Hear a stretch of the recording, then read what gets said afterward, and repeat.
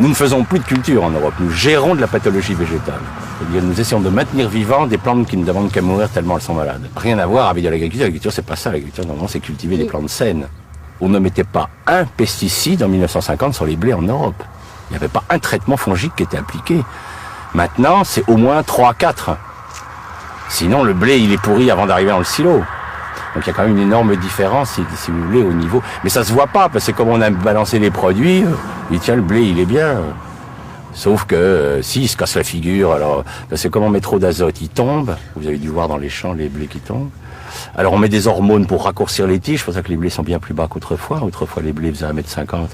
Maintenant ils font 60 cm parce que on les raccourcit avec des hormones pour. Alors ces hormones font avorter les arbres qu'il y a autour. Enfin c'est fait disparaître toute la flore parce que ça gêne les reproductions des dicotylédones. Enfin c'est un espèce de monde complètement strange quoi. Mais les gens le savent pas donc.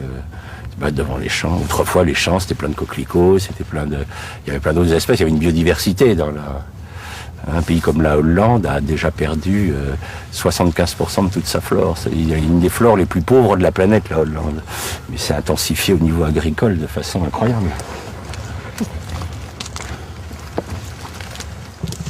Tu l'as vu ton sol? Non. Ah, tu vois, c'est impressionnant. Hein, regarde-le. Tu vas peut-être venir, mais... Ah non, on n'a pas été entendu, puisqu'on est avec Lydia, on a quitté l'INRA.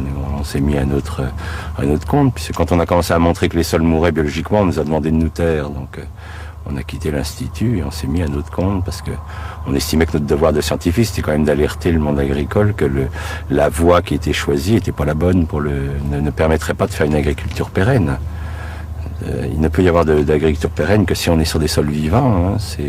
Le sol abrite 80% de la biomasse vivante. Hein. Donc si vous tuez, on en a tué 90%, c'est qu'on est en train de tuer tout ce qui est à la source de la vie. C'est quand même les microbes qui nourrissent nos plantes, qui font que nos plantes sont saines, sont nutritives pour nous.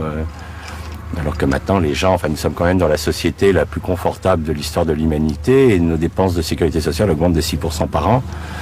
Il y a quand même des questions à se poser, quoi. Est-ce que les gens sont si bien nourris que ça pour être aussi malades ? Alors, le problème, c'est qu'effectivement, l'argumentation, c'est oui, mais regardez, ils vivent de plus en plus longtemps. Bien sûr, les gens qui en ce moment ont 80 ans n'ont pas connu l'agriculture chimique avant l'âge de 50 ans, puisque c'est apparu dans les années 70. Donc, jusqu'à 50 ans, ils ont mangé... moi, je suis encore gamin du lait de vache qui avait du goût de lait de vache. Ça avait vraiment le goût de lait de vache, c'est pas le lait de maintenant. Donc c'est tellement récent dans l'histoire de l'humanité qu'on ne connaîtra les résultats réels et on s'inquiète, puisque vous prenez la population d'enfants à l'heure actuelle en Europe, 17% des enfants sont obèses, donc on est en droit de se poser des questions sur cette qualité alimentaire. Le sol, c'est une vraie éponge. Donc, si je le gère mal, il est compact, il est serré, il se referme. Si je laisse la faune le retravailler, il va se souffler. C'est pour ça que quand vous marchez en forêt sur un sol, vous avez vu le côté moelleux du sol forestier, hein, parce qu'en fait, il est aéré par la faune, alors que le sol qui a été labouré, maltraité, il est complètement compacté, complètement resserré sur lui-même.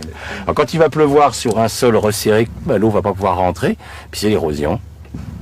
Mais c'est plus facile d'accuser la pluie d'être responsable de l'érosion, des inondations, que de dire que c'est un système agricole qui a provoqué, puisque les inondations que nous avons en ce moment, depuis 20 ans, nous traversons les années les plus sèches depuis 3000 ans dans l'histoire de l'Europe, et jamais il y a eu autant d'inondations. C'est-à-dire qu'on a inventé, avec l'agriculture intensive, les inondations en période sèche, ce qui est très fort, quoi. Et les écologistes, à l'heure actuelle, se posent la question de savoir à quel moment c'est l'humanité qui commencera à s'écrouler. C'est-à-dire pour le moment, on a détruit 90% de notre biodiversité en Europe, ça va encore pour nous. Donc les écologistes disent, est-ce que c'est à 95% que le système va lâcher? Est-ce que c'est... On ne sait pas. La catastrophe du Crétacé est ridicule en comparaison de ce qui se passe en ce moment.